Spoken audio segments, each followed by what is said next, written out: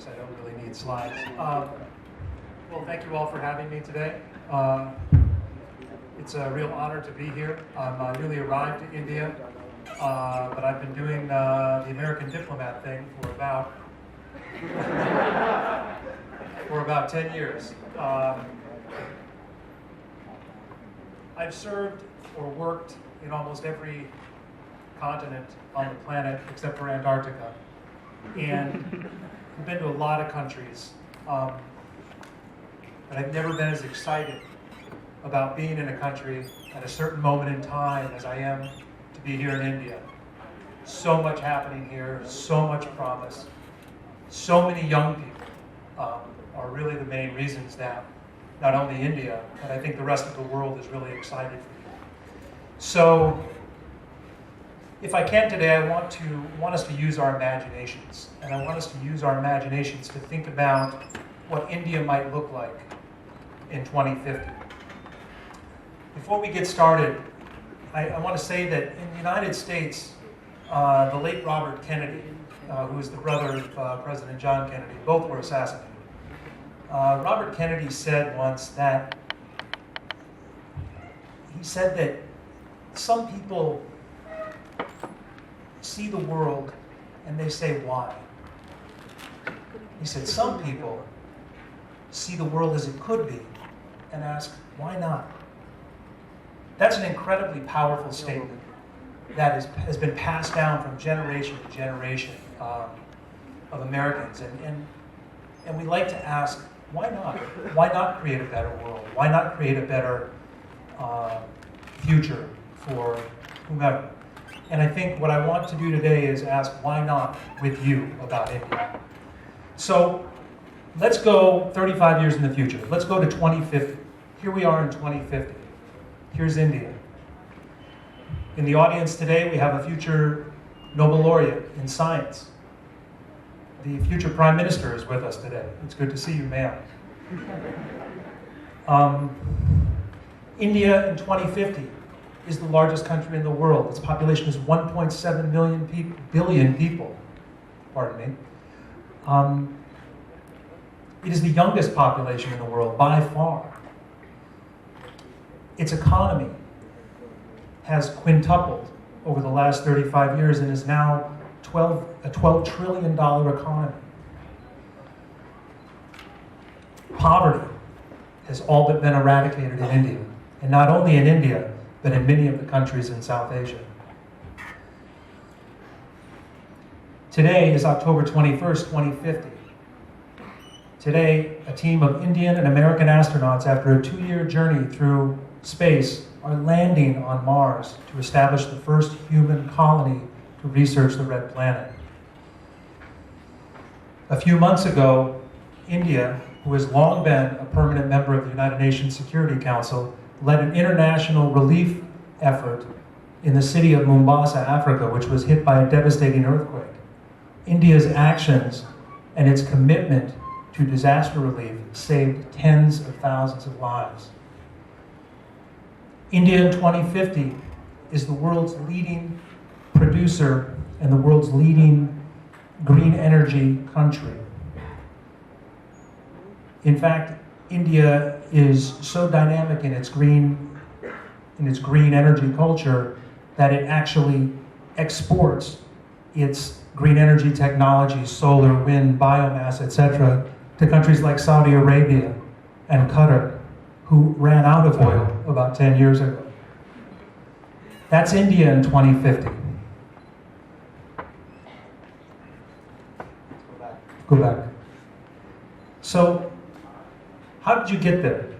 How did you, your generation, who are leading India in 2050, how did you get to there? How did you make India so great and resume its rightful place as one of the leaders of the world? Well, it started back in 2015. Does everybody remember 2015? 2015, India is leading the world's major economies in economic growth. And this is really critical. At a time when it would have been easy for you to stop and say, oh, we're good. We're growing at a fast pace. We're growing faster than China. things are pretty good. You didn't. You said, we can do better. And you made some very key decisions that paid off in the long run. You did things like invest massive amounts of money, multi-year projects in thousands of miles of roads, new ports, new railways, more airports, invested in public transportation infrastructure. You started to move away from fossil fuels and to green energy, along with the rest of the world. You engaged in a level of internet connectivity for the rural environments, the likes of which the world has never seen. And by the year 2025, almost every Indian, no matter how rich or how poor, had daily access to the internet and all that that empowered. So let's keep going. In 2025, those investments that you made the decade prior are really starting to pay off. India is becoming a global leader in disaster response. The military, which has steadily grown in strength and capacity, is now responding to disasters not only in Nepal, but in Africa and in East Asia. India's Navy helps secure free rite of passage through the Indian Ocean to the South China Sea. India's centuries of religious tolerance and the peaceful coexistence of many religions has allowed it to assume a leadership role in the violent extremism sector. And India's leadership has helped tamp down many of the problems that plagued the early 21st century. Women and girls are now a bigger part of the economy than ever, adding multiple percentage points to the GDP growth of India. Let's go to 2035.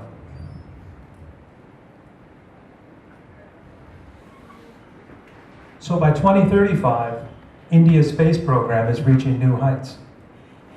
The legacy of President Abdul Kalam and his rocket technology has been expanded greatly. India is now the world's leading commercial satellite launch site, not only in Bangalore, but in other sites around the country. India has pioneered a new way to remove space debris, the thousands and thousands of pieces of space debris that can take out a satellite and cripple our communications or our ability to navigate.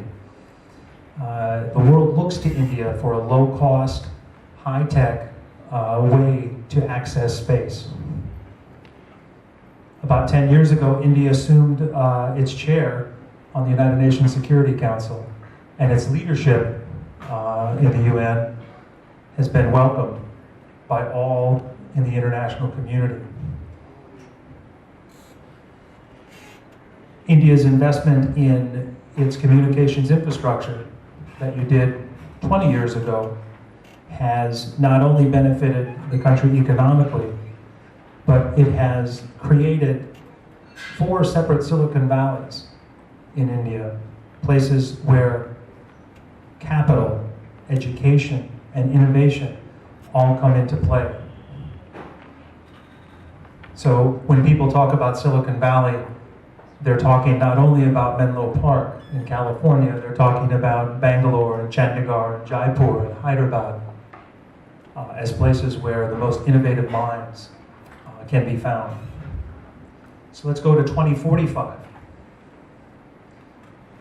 Poverty has been largely eradicated in India and much of South Asia.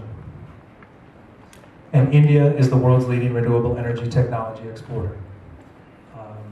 As we said, the fossil fuel producing countries have run out or are running out of fossil fuels. And India's investment in green technology decades ago are paying huge dividends, not only for the planet, but for India's economy as well. It's a win-win for both sides. So let's come back to present day. We're back to 2015. Is any of what we've been talking about possible? Or is this just another naive American standing up here with great ideas, thinking, oh, you know, we can make a better world? I can tell you on a personal level, a big part of my job, I feel it sometimes, is being lectured to by people from other countries. Sometimes the criticism is fair, oftentimes it's not. I spend a lot of time hearing about the things that the United States has done wrong, what we could be doing better, what we should have done, what they would like us to do. But one thing that I never refute is when people say, you Americans are naive, it's not the way it works. And I always say I'm guilty. I'm guilty because I'm optimistic. And I think that a lot of India is optimistic too. I think a lot of you are asking yourself, why not? Why not? So, next slide. This is the key thing. We really want this for you. We want this India that we talked about in 2050. The concept of a win-win scenario is something that we hold near and dear to our heart. Some people look at negotiations or look at international relations in zero-sum terms, meaning somebody has to win and somebody has to lose. We reject that thinking, and I encourage you to reject that too. There are ways that India can win, Malaysia can win, Sri Lanka can win, and yes, even Pakistan can win at the same time. I wasn't going to go to Pakistan, but I went ahead and did it anyway. There are ways that you can do that and everybody can win, and we believe deeply in that. Let me give you a couple of examples. Let's take a look at Japan. We've had some pretty serious disagreements with Japan in our history. World War II was maybe chief among them. Japan has been, for many years, one of our strongest allies. We found a way to move past our differences and find a way that we both can win. Who here has been to the United States? Okay. You go through the streets of the United States, you are more likely to see a Toyota or a Honda car being driven than you are General Motors or a Ford. That's reality. That's a win-win for us. We weren't making very good cars, and the Japanese taught us that we need to make better cars. And American consumers started buying them because the ones that the United States were making weren't that good. That's one example. Another example is the Indian IT industry. Now, we all know about the power and the prowess of the Indian IT sector. Well, who does that mostly benefit? It doesn't mostly benefit one side. The United States benefits from it because we get the mind share, we get the brain power that exists here in India, whether it be in Delhi or Jaipur or Bangalore or any of the other great IT sites. And India benefits obviously from some of the, the most high-tech, high-paying jobs that are available in the country. That's a win-win. So when we say that we want that future for India, we really mean it. And I hope that you take that as a sincere gesture. We talk all the time about our shared values. The world's oldest democracy, the United States. The world's largest democracy, India. The adherence to the rule of law, the defense of civil liberties, the freedom of expression, the freedom of religion. All of these things bind us, and bind us as tightly as they bind any two nations in the world. And the connections are getting stronger and stronger every year. Last year, for the first time, we crossed 1 million US visas issued out of Mission India as a whole. That's amazing. We've never done that in a year before. And more Americans are traveling to India now. I think certainly Prime Minister Modi and his travels has really helped raise the profile of India. But I can say that having just arrived in India 4 months ago, we are seized by India and the United States. people want to know what's going on here. They want to be part of what's happening here, and they feel so optimistic for the trajectory that India is on. And we're doing everything we can to help and to cooperate from a United States standpoint. We believe that India and the United States could quite possibly be the greatest force for global good that the world has ever known. There are some who are questioning the value of a democracy. There are some who are questioning the value of representative government. They say it's too messy, it's too hard. It's easier just to have some strong man in charge and let them run the thing. I'm not going to mention any countries, but I think we all know who we're talking about. We reject that, and we look to India to help us defend those ideals that we all hold so dear. Yes, democracy is messy. It's always messy, and it always will be. But Winston Churchill once said that democracy is the worst form of government ever conceived by man, except for every other one that we've tried. So I encourage you to hold on to that. I guess my parting thoughts for you would be that India that we described in 2050, the India that is a $12 trillion economy, is the largest country in the world in terms of population, is a global leader in so many ways.